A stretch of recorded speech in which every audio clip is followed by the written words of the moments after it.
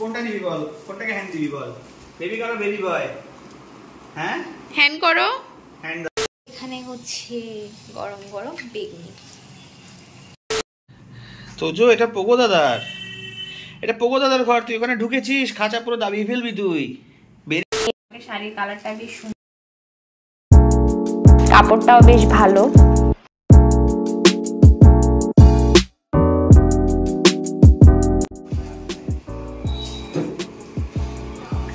Good morning everyone, welcome to another blog. Hope so তোমরা সবাই ভালো আছো, সুস্থ আছো, স্বাভাবিক আছো। চলে আসলাম একটা নতুন ব্লগ নিয়ে আজকে। সকালবেলা গরম গরম চায়ের সাথে দিনটাকে আজকে শুরু করা যাক। খুব সকাল সকাল উঠে গেছি বলে ওর একটু মনটা খারাপ লাগছে।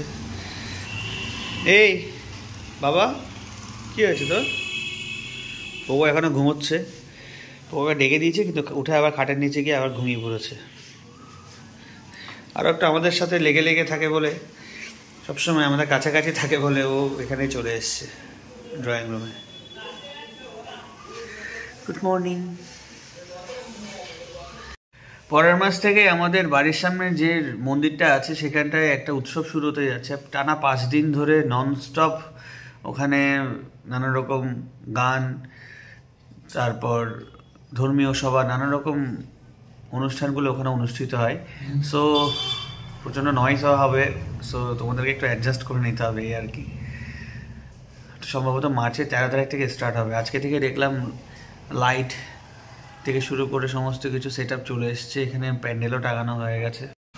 এই হলো সেই মন্দির যেখানটায় অনুষ্ঠানটা অনুষ্ঠিত হয়, খুব কাছে একদম আমাদের বাড়ির ঠিক অপোজিটেই, দেখতেই পাচ্ছ তোমরা। সো আমার ব্রেকফাস্ট পর্ব ডান। এবার আমি স্নান করব, স্নান করে তারপর লাঞ্চে বসবো।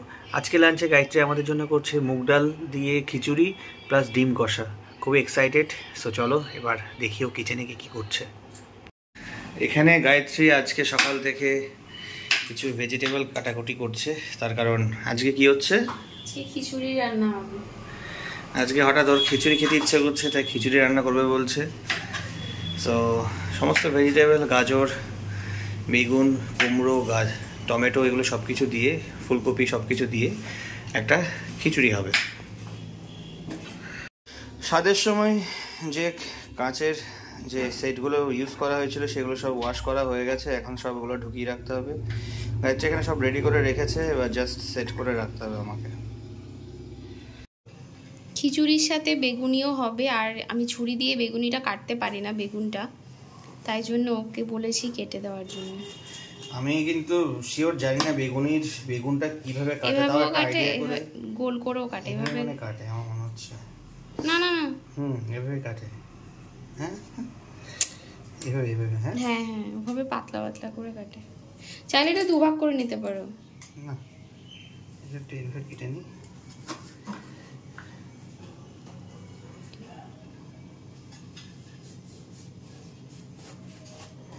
ওরে বেগুনি, তাড়াতাড়ি কাট।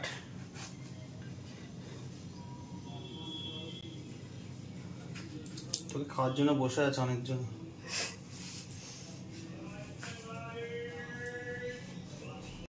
আজকে লাঞ্চে হয়েছে খিচুড়ি বাসমতি চালের, এখানে হয়েছে ডিমের সর্ষে দিয়ে ডিম, আজকে নতুন একটা আইটেম করেছি। এখানে আছে স্যালাড, এখানে হচ্ছে গরম গরম বেগুনি।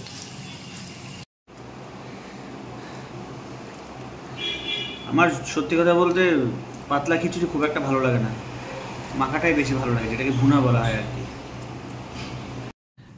তোজো এটা পোগো দাদার, এটা পোগো দাদার ঘর। তুই ওখানে ঢুকেছিস, খাঁচা পুরো দাবিয়ে ফেলবি তুই।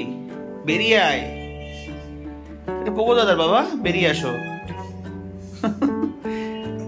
বেরিয়ে আসো, বেরিয়ে আসো পাপা, বেরিয়ে কাম কাম কাম কাম কাম। চলে আসো চলে আসো চলে আসো চলে আসো।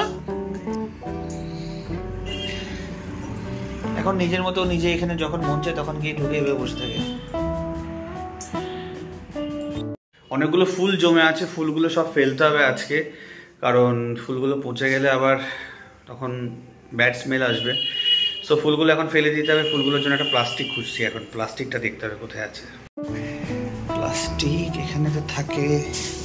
এই দুটো প্লাস্টিক মনে হচ্ছে লাগবে না, না দুটো প্লাস্টিক পেয়ে গেছি। তোজো এখানে বসে আছে।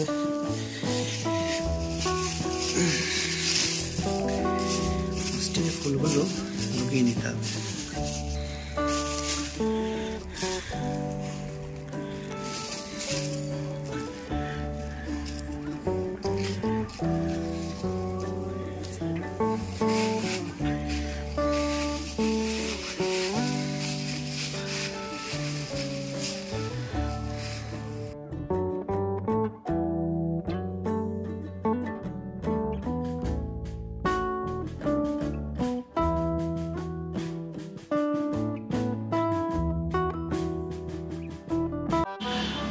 অবশেষে বেবি বয়ের অবস্থা তোমরা একবার দেখো কি করেছে। প্যাকেট ম্যাকেট ছিঁড়ে শেষ করে দিয়েছে। ওইটা ওর পছন্দই না। কি করেছিস তুই? শেষ করে দিয়েছিস? ছিঁড়ে ফেলেছিস? আচ্ছা ঠিক আছে, থাক। এই বেলুনটা ছিল বেবি বয় বেলুন, যেটা আমাদের বেবি শাওয়ারে যে ইয়েটা হয়েছিল, এখানে যে ব্যাকড্রপটা হয়েছে সেই ব্যাকড্রপের সামনেই ছিল এটা। সো এটার হাওয়া ফাওয়া সব প্রায় বেরিয়ে গেছে। স্টেজ বলতে গেলে ওকে যখন থেকে হাওয়া দিয়েছি তখন থেকে ওরকম হাওয়া দিলেও কিছু ফিমেলটা তোমাদের দেখাচ্ছি এক সেকেন্ড।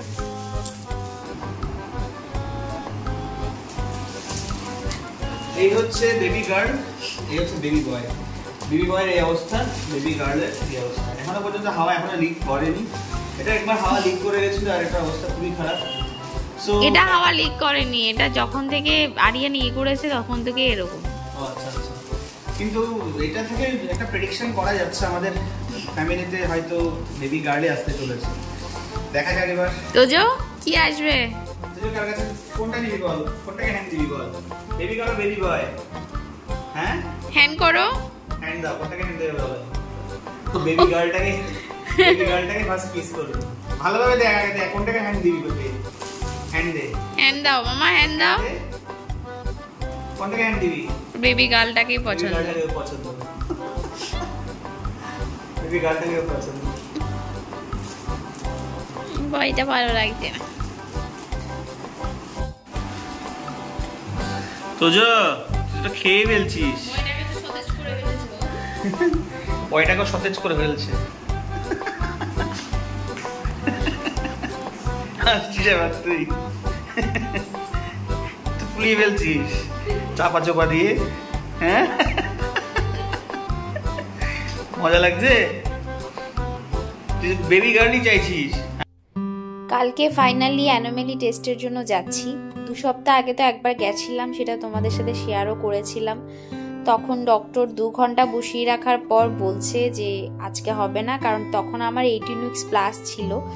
তো অ্যানোমেলি টেস্ট করতে হয় 18 উইকসের পর 22 উইকসের মধ্যে। তো এই জন্য ডক্টর আমাকে বলেছিল তুমি আরও 2 উইকস পরে আসো, তাহলে আরও ভালোভাবে বোঝা যাবে স্ক্যানটা। তো এই জন্য তখন চলে এসেছিলাম। তো কালকে ফাইনালি আবার যাচ্ছি 2 উইকস বাদে। কালকে আমার 21 উইকসে আমার ঢুকবে। তো কালকে ফাইনালি যাচ্ছি অ্যানোমেলি টেস্ট করানোর জন্য। জানি না সবকিছু ঠিকঠাক থাকবে কিনা, ভগবানের কাছে প্রে করছি যাতে সবকিছু ঠিকঠাক থাকে। আর এখন আমার 5 মান্থস একদম শেষের দিকে। মার্চের 3 তারিখ আসলে আমার 6 মান্থস রানিং হবে। তো এখন আস্তে আস্তে সবকিছু বাড়ছে, জুনিয়রও আস্তে আস্তে বড় হচ্ছে।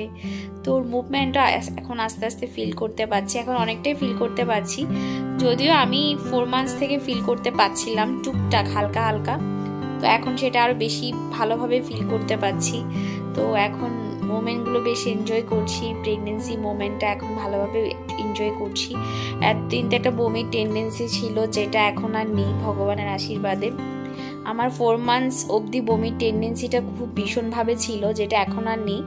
এখন যেটা হচ্ছে পেট বাড়ছে, এখন একটু অস্বস্তি লাগছে উঠতে বসতে, যেটা নর্মালি প্রেগনেন্সিতে হয়। তো যারা উঠবি মম আছো বা যারা মম হয়েছো তারা হয়তো বুঝতে পারছো। তো এখন বাকি সবকিছু ঠিকঠাকই আছে। তো এখন ওর সাথে অ্যাটাচমেন্টটাও বাড়ছে, কারণ ও বেরিয়ে আসার দিনও আস্তে আস্তে ঘনিয়ে আসছে। সব কিছু মিলিয়ে ফিলিংসটা খুবই ভালো।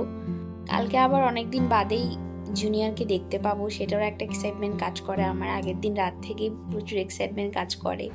ও তো দেখতে পারে না, ওকে ঢুকতেও দেয় না, তো ও আমার মুখ থেকে শুনেই ও যতটা খুশি হওয়ার হয় আর কি করবে। তাও ডক্টরকে আমরা বলেছিলাম যাতে ওকে একবার অন্তত অ্যালাউ করে, তো ডক্টর বলেছিল ওকে একবার হার্টবিটটা শুনিয়েই দেবে। তো কালকে হয়তো হবে না, পরের বার ইউএসজি যেটা করব সেটাতে হয়তো ডক্টরকে বললে ডক্টর হয়তো ওকে অ্যালাউ করবে। আমাদের বেবি শাওয়ারের দিন অনেক বড়রা এসেছিলেন, তো ওরা সবাই মিলে প্রেডিকশন করছিল যে আমাদের হয়তো মেয়ে হবে। অবশ্য আমাদের মেয়ে ছেলে সেরকম কোনো ব্যাপার নেই, আমাদের সব থেকে মেন যেটা ইম্পর্টেন্ট সেটা হচ্ছে একটা সুস্থ বাচ্চা, তারপর বাকি সব কিছু। যদিও তোমাদের দাদার ইচ্ছে ওর একটা মেয়ে হবে, ওরটা ফুটফুটে মেয়ে হবে, ও মেয়ের বরাবরই খুব শখ। তো আমাদের সেদিনের থিমটা ছিল ব্লু আর পিঙ্কের ওপর। আমাদের বেলুন ডেকোরেশন থেকে, ব্যাকগ্রাউন্ড থেকে, তারপর আমরা যে ড্রেস আপ করেছিলাম সব কিছু ব্লু আর পিঙ্কের ওপরই ছিল। তো ও পিঙ্ক, ও কী পরবে সেটা নিয়ে আমাদের দুজনের মধ্যে একটা তর্ক বিতর্ক হচ্ছিল। ও বলেছে ও পিঙ্কই পরবে। বলছি ঠিক আছে, তুমি যখন পিঙ্ক পরছো তাহলে আমি ব্লুটাই পরি, ব্লুটাই বা কেন বাদ থাকবে। তো ও পিঙ্ক পরেছিল আর আমি ব্লু পরেছিলাম।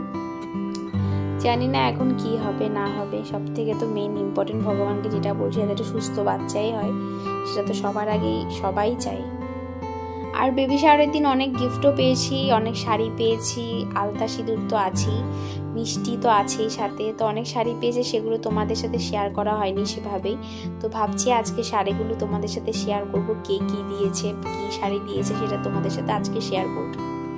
অ্যাকচুয়ালি সবাইকে ব্লগে দেখানো তো পসিবল হয় না, কারণ অনেকে ক্যামেরা ফ্রেন্ডলি হয় না, অনেকে ব্লগে আসতেও চায় না। তো সেদিন আমাদের দুপুরে প্রোগ্রাম শেষ হওয়ার পর রাতে বা সন্ধ্যের দিকে অনেকে এসেছিলেন যারা দুপুরে আসতে পারেননি কাজের জন্যে, কারণ ওদিনকে অনেকের অফিস ছিল, স্কুল ছিল, কলেজ ছিল, পরীক্ষা চলছিল। তো যারা অনেকেই দুপুরে আসতে পারেনি ওনারা সন্ধ্যের সময় রাতে অনেকেই এসেছিলেন। তো তারা আর ক্যামেরাতে আসতে চায়নি বলে আমরা আর জোর করিনি। তারাও অনেকে গিফট এনেছিলেন, সেগুলো তোমাদের সাথে শেয়ার করব। সব গিফট আজকে তোমাদের সাথে শেয়ার করব আমি কি বেবি শাওয়ারে পেয়েছি। এখন আমি গিফট আনবক্সিং করতে বসে পড়েছি। চলো কে কি দিয়েছে বেবি শাওয়ারে সেটা তোমাদের সাথে শেয়ার করি। সবাই তো শাড়ি দিয়েছে, তো চলো শাড়িগুলো তোমাদের সাথে শেয়ার করি।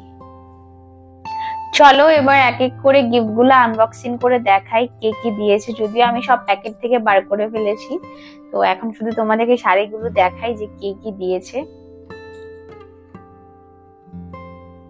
এই শাড়িটা দিয়েছে দাদার বৌদি।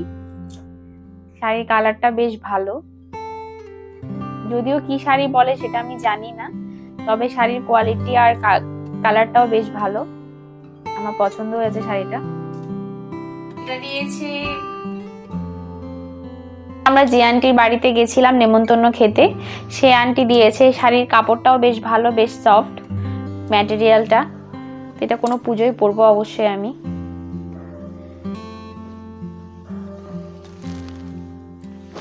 এটা দিয়েছে আমার মামি গড়িয়া থেকে, যিনি এসেছিলেন মামি, আর মামি দিয়েছে শাড়িটা ভালো।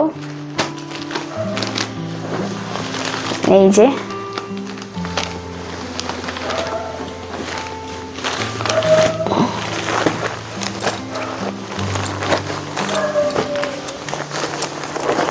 দিয়েছে হচ্ছে ভাইরা, অর্ণব আর অর্পণ এসেছিল সেদিন। অর্ণবকে তো তোমরা সবাই চেনো, অর্ণব আর অর্পণকে। তো ওরা এসেছিল সেদিনকে, ওরাও আসলে ক্যামেরা ফ্রেন্ডলি না বলে ওদেরকে ব্লগে নেওয়া হয়নি আর।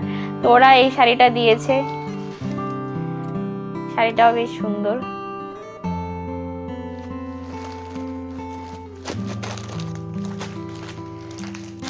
এটা দিয়েছে শোভনদা, আমাদের মনসা পুজোর সময় যিনি পুজো করেন আমাদের বাড়িতে।